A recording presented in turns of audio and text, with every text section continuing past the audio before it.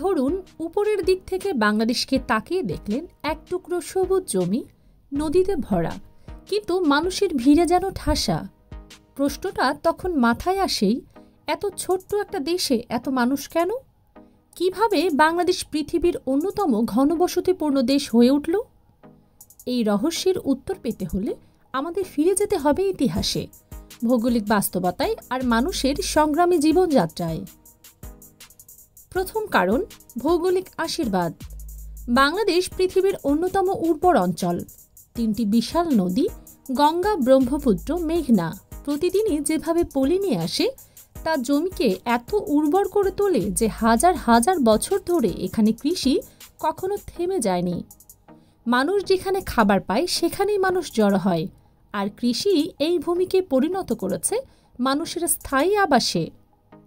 দ্বিতীয় কারণ, প্রাকৃতিক বিপর্যয় সত্ত্বেও টিকে থাকার ক্ষমতা। এদেশ বারবার বন্যা, ঘূর্ণিঝড় আর মহামারীর মুখোমুখি হয়েছে, তবু মানুষ বেঁচে থেকেছে, আবার গড়ে তুলেছে নতুন জীবন। কঠিন পরিবেশের বিরুদ্ধে লড়াই করার এই ক্ষমতাই জনসংখ্যা বৃদ্ধির অন্যতম বড় কারণ। মৃত্যু কমেছে, টিকে থাকার হার বেড়েছে, ফলে মানুষ সংখ্যায় দ্রুত বাড়তে থেকেছে। তৃতীয় কারণ, ঐতিহাসিকভাবে উচ্চ জন্মহার। বিংশ শতাব্দীর মাঝামাঝি সময় পর্যন্ত বাংলাদেশের জীবনধারা ছিল মূলত কৃষিভিত্তিক। কৃষি সমাজে বড় পরিবার মানে ছিল শ্রমশক্তি, নিরাপত্তা আর ভবিষ্যতের ভরসা। ফলে একসময় প্রতি পরিবারে 5 থেকে 6 সন্তানের জন্ম ছিল স্বাভাবিক। সেই সময় জন্মহার ছিল অত্যন্ত বেশি, আর মৃত্যুহার কমার সাথে সাথে জনসংখ্যা বেড়ে যায় বিস্ফোরণের মতো। চতুর্থ কারণ, স্বাস্থ্যসেবায় উন্নতি। স্বাধীনতার পর বাংলাদেশে মাতৃমৃত্যু, শিশু মৃত্যু, সংক্রামক রোগ সবকিছুই দ্রুত কমতে শুরু করে। যে শিশুরা 50 বছর আগে হয়তো বাঁচত না, তারা এখন বেঁচে রয়েছে, বড় হচ্ছে, নিজের পরিবার তৈরি করছে। এর ফলে জনসংখ্যা বৃদ্ধির গতি আরও বেড়েছে। পঞ্চম কারণ, ঐতিহাসিক অভ্যন্তরীণ অভিবাসন। ব্রিটিশ আমল থেকে শুরু করে পাকিস্তান কাল, এমনকি স্বাধীনতার পরও বাংলার উর্বর জমি, নদীভিত্তিক অর্থনীতি আর সহজ জীবনযাপন লক্ষ লক্ষ মানুষকে এখানে এনে বসিয়েছে।